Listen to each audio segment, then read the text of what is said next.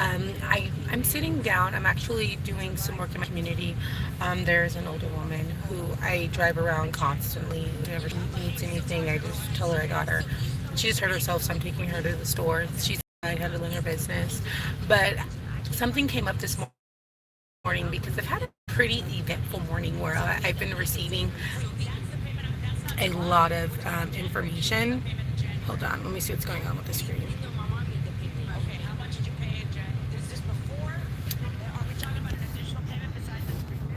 Okay.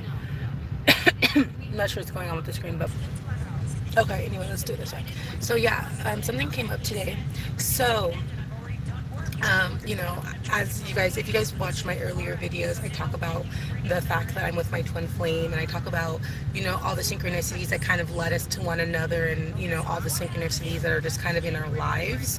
Um, one, I just today I learned one new synchronicity, and it was kind of nice because it just tells you how everyone is on their own journey, and faith is so important.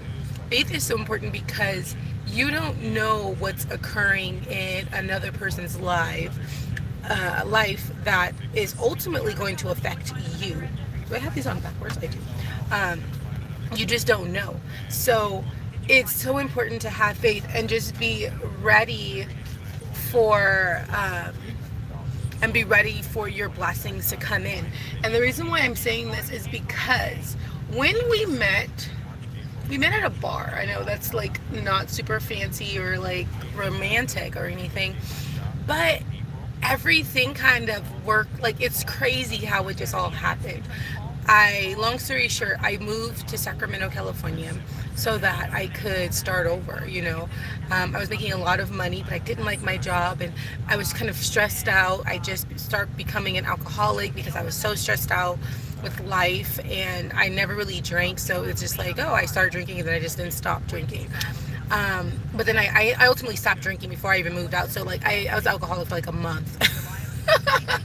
And that's only because I'm always working on myself constantly, and part of me working on myself is uh, like my spirit guides are there with me all the time. So it's like, to be honest, my spirit guides wouldn't even allow me to be an alcoholic for much longer. It was like, okay. And the only reason why I even start drinking is because I was not doing what I was guided to do. I wasn't moving on, I wasn't walking forward, I wasn't following my path. So once I stopped drinking, I was like, okay, I'm listening. Okay, you guys got my attention. Okay, I'm here, I'm present, I'm ready, I had faith.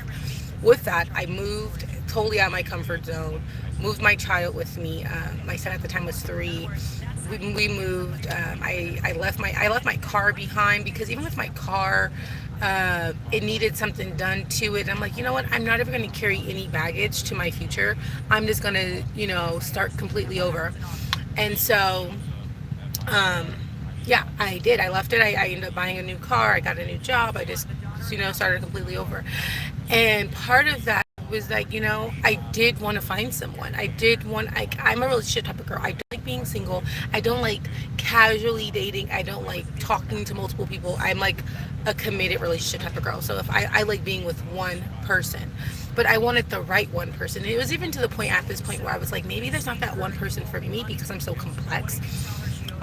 Maybe like I don't want to have to keep secrets from people. I want to be able to be myself. I want to express myself and not feel judged or feel like I can't be myself, right? That was like something that it was like a deal breaker for me. Like after going through some things and really discovering who I am, I was able to kind of even know what, like, have a better idea of what I really am looking for. Um, Long story short, my grandmother one day wanted to go out. As an older woman, she doesn't go out very often, and she's like, I want to go out, come on, like, my granddaughter just moved up here, come out with me. I've been living there for a month. I've been focused on work. I've been focused on getting a car. I've been so focused on myself that I'm like, okay, you know what, grandkids, I'll go with you. Even though I really didn't want to go, I didn't even get all dressed up. I was just like, okay, whatever.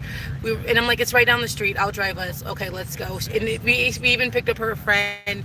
And it's so funny because I'm going to talk about this to the day, because it's so funny because I feel like I was okay, here I am, a 24-year-old with these older women. One lady has like 3 teeth in her mouth with a cane.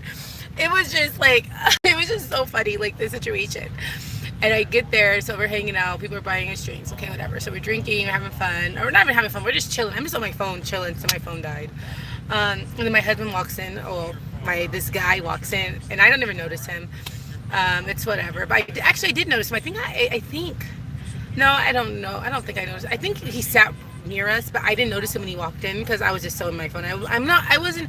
I'm not the type of girl to like allow people to talk to me in public, like, or I don't know. Like I feel very like weird and standoffish and defensive. But so I'm not really the type to like give my number to someone unless I really want to. Like usually when someone wants to pick me up, they literally have to have a conversation with me because I'm such a talker. Like, we're gonna have to have a conversation first.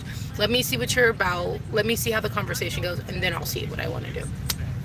But he didn't. It was like a quick transition. But long story short, I see him go into the restroom. I'm like, oh my god, who is that? He is handsome. I'm like, oh my god.